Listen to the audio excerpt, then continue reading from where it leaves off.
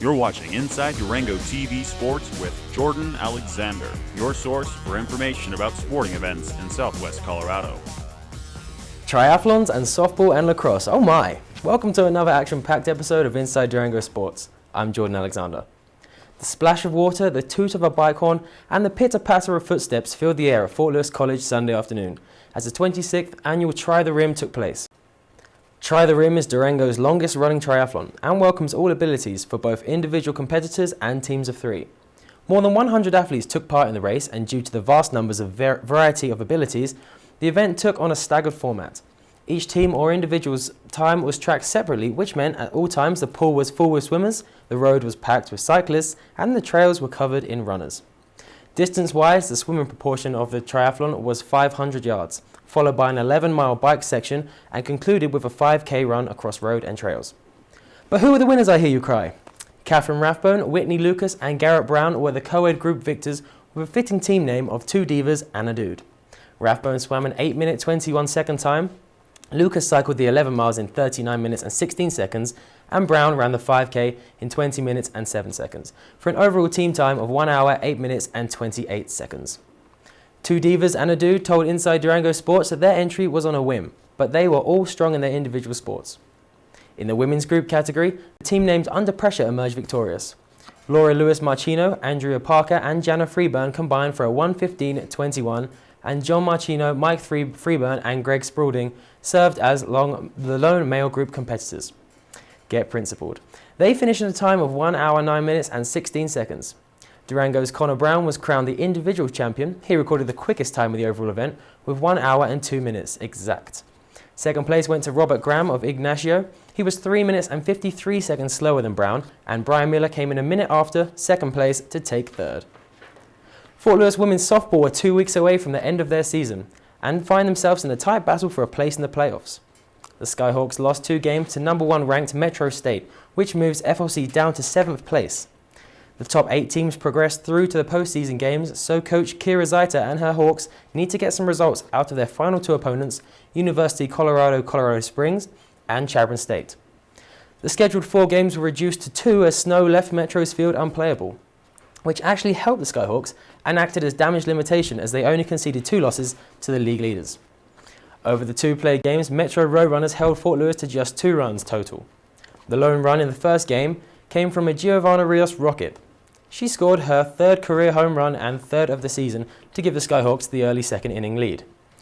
Rios' first 3 home runs all come within a period of 1 week. Looks like she's really getting into the swing of things. Pun intended. Fort Lewis's excitement held out until the 5th, in which Metro State scored 2 runs on 3 hits. Their 2 runs proved to be decisive as FLC failed to muster up a response and Metro took the game 2-1. Victoria Johnson pitched 5 innings and gave up 2 runs on 6 hits. The loss moves her to 9-7 for the season. A deflated Skyhawk team turned up for the second game, only to feel the full fury of the number 1 ranked team. Metro Roadrunners exploded in a flurry of hits to go 8-0 up by the end of the second inning. Rios again made contact in the 3rd to score Missy Fundora, but the 1 run was again all they could manage. Metro scored in the 5th for the 9-1 mercy rule, and Kylie Riker pitched 3.1 innings. She allowed 3 earned runs on 5 hits. Olivia Goldberg relieved Riker to finish the game, but Metro benefited from a switch and scored 5 runs, 2 earned on 5 hits. This upcoming weekend marks the last games of the season as Aspen Field plays host to University Colorado Springs at noon and 2 p.m. on Saturday, and noon and 1 p.m. on Sunday. Let's move to lacrosse, where the Skyhawks also traveled up to Denver for the weekend. They went stick to stick with 11th ranked Rollins College of Florida. FLC won 6-4, and the win shows the growth of the lacrosse team since its introduction back in 2009. Back then, when these 2 teams met, the score was a destructive 3-20 loss for the Skyhawks. 5 years later, and the result is very different. Ellie Carpenter scored first for Fort Lewis to tie the game early on. Junior Brooke Wineland scored soon after from a Jan Vertner assist. Rollins tied the game up less than a minute later before Kylie Smith and Abby Kavija put the ball in the back of the net to give FLC a 4-2 lead at half-time. In the second half, Ali Kavija continued the relentless offensive onslaught. She scored 58 seconds into the half and was joined by another Carpenter goal to end the Skyhawk scores. Rollins fought back late in the game to score twice more, but Fort Lewis defended as a unit to record the win. The Skyhawk defense kept their composure against a rough rolling side. evident in Rollins' 23 fouls compared to FLC's 7. Play by the rules, kids. Sophomore keeper Alyssa Spencer kept Rollins at bay with six saves. With the Skyhawks softball cancelled due to the winter storm, Lacrosse had plenty of support on the sidelines against Regis University in the weekend's second game.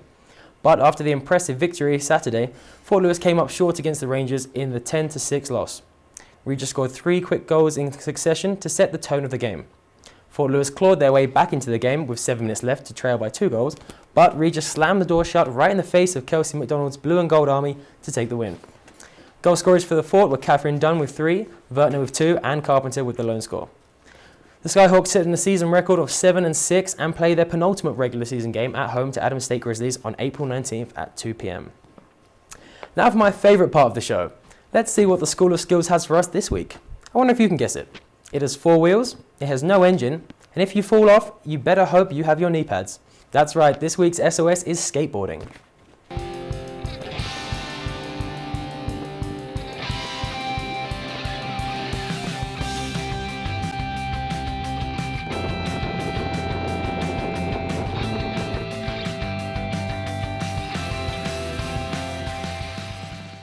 Hi, my name is Taylor, and today I'm going to teach you guys how to do a rock and roll.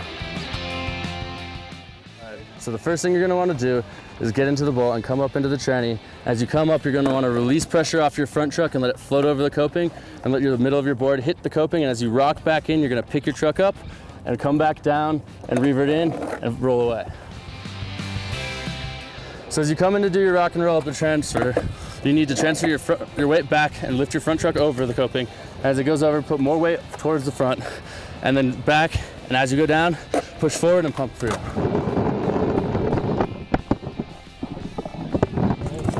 I'm Taylor, and that's how you do a rock and roll.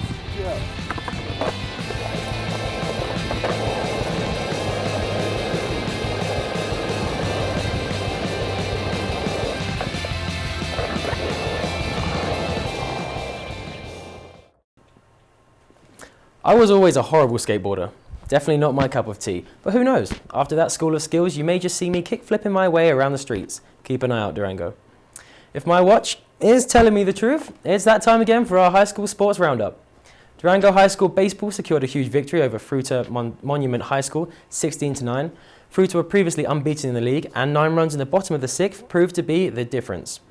Game high honours go to Casey Dunlop, who he went 4 for 4 with 1 home run, 3 doubles, 6 RBIs, and 4 runs scored. DHS Track and Field rounded up their trip to Los Angeles for the Arcadia Invitational. Gabby Rasma jumped 36 feet and 9.25 inches for 6th place in the triple jump. Ali Davis settled at 15th in the long jump. Shannon Maloney came 22nd in the girls' 800 metres. The girls' 4x400 relay placed 19th, and the boys' same event finished in 29th.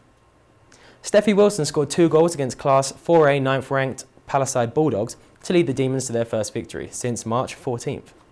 Demons girls tennis lost 5-2 against Montrose.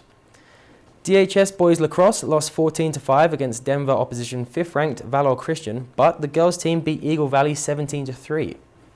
Zane Phelps and the Bayfield Wolverines baseball team crushed Aztec 18-1. Phelps' 4th home run of the season helped Bayfield secure the Mercy Rule win. Bayfield Wolverines had 16 victories in the Albert Valesquez Invitational Track and Field Meet. The girls team won the championship with 133 points, whilst the boys came second with 146 in the male category. The highlight was Everlou Edwards' double victory in the 1600 and 3200 metre races. Remarkably, she finished 21 seconds in front of the nearest competitor in exactly both races. And to finish us off, Ignacio Bobcats girls soccer scored their 2nd goal of the season, but it proved not enough to find their first win, as they fell to Ridgeway 5-1. Sports, sports, sports. The excitement never ends. Join me again next week for more sports action from around the greater Durango area. For Inside Durango Sports, I'm Jordan Alexander. See you next time. Thanks for watching Inside Durango TV Sports. Tune in every Thursday for more sports headlines.